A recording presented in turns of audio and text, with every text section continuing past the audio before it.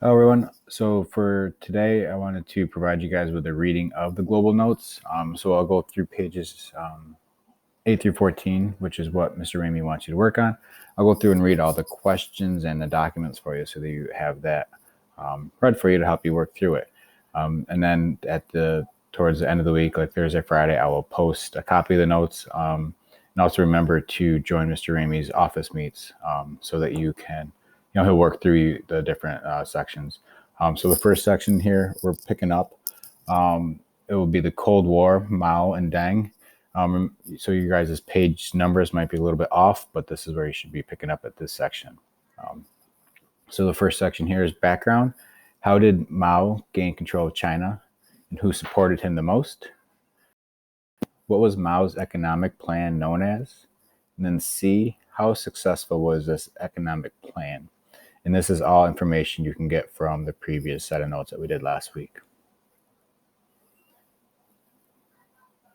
All right, so let's take a look at this next document. The Cultural Revolution. With the economy in turmoil, party leaders began to question Mao's authority. Mao decided that the best option was to create a state of permanent revolution. This would keep the people fighting against anyone and everyone except for Mao. In 1966, Mao launched the Great Proletarian Cultural Revolution to renew people's loyalty to communism and establish a more equitable society. He purged the Communist Party of anyone who was not loyal to him or who viewed him as a threat. Mao put his thoughts into a little red book that all citizens of China were required to read and carry.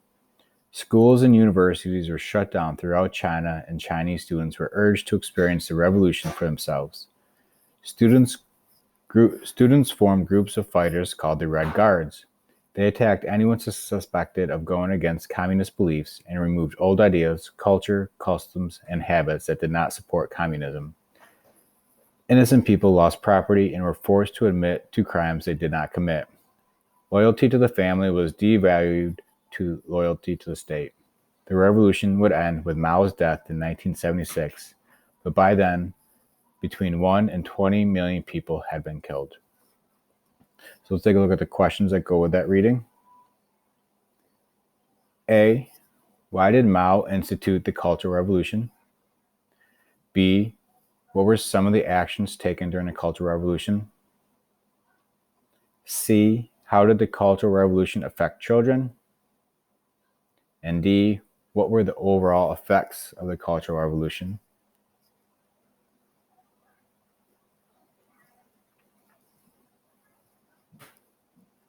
Part 3, Mao's Cult of Personality. What is a cult of personality? Where have we seen it before in our study of history?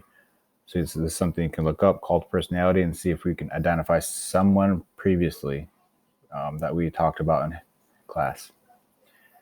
Part B, how did the... Oops. Sorry.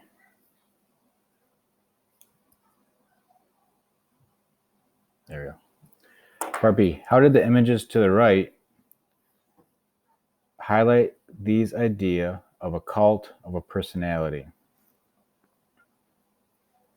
So we'll take a look at those pictures. We got a guy in a truck with a little red book. This is Mao with a bunch of other who look like supporters.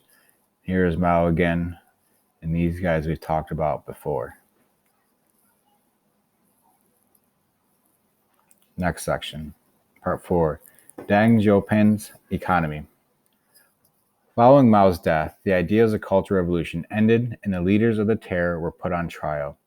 A new leader, Deng Xiaoping, took control of China and instituted a move away from Maoism. Deng abolished the communes and allowed farmers to grow and sell their own crops. Foreign trade was allowed. Deng worked to institute his new economic plan, the Four Modernization. These modernizations hope to turn China into a modern nation, focusing on agriculture, industry, science, and the military. Deng also wanted industry to focus on making products for foreign consumption, instead of trying to be self-sufficient like Maoism sought to do. A couple questions with that one. A, how did Deng differ from Mao? B, what were Deng's goals known as? What did they focus on?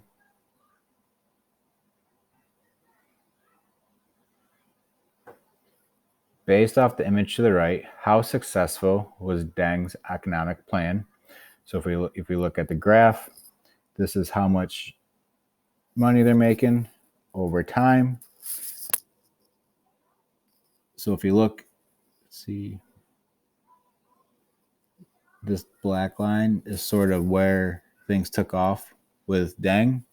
And this red line would have been where China would have stayed at without Deng. So what does this show you about how the economy, what happened to the economy with Deng's new plan?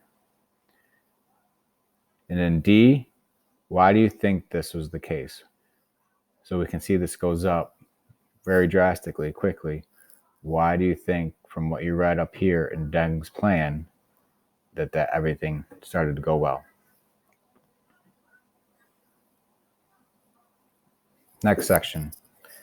Deng Xiaoping's government. Chinese citizens wondered if these new economic freedoms would lead to more political freedoms. In April of 1989, students led a protest at China's Tiananmen Square. Over 100,000 students marched in an attempt to show the government they wanted more rights. Deng viewed this as a threat to the stability of China's government and the country and ordered the military to stop the protest.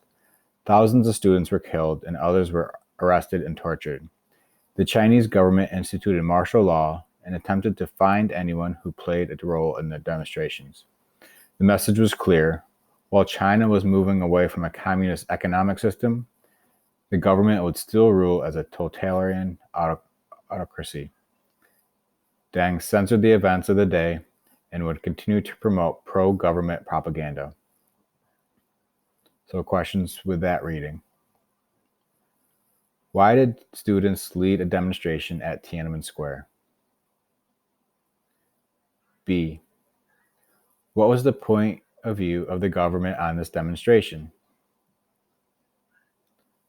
C.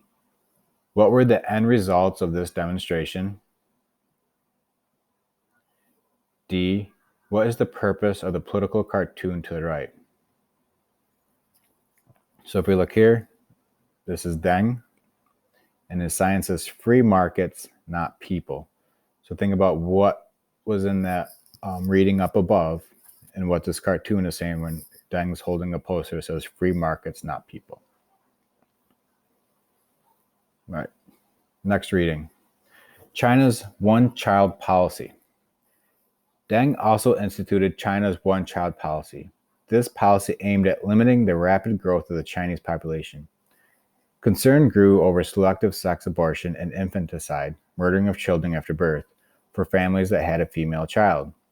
Police would also go into people's houses to check for secret pregnancies.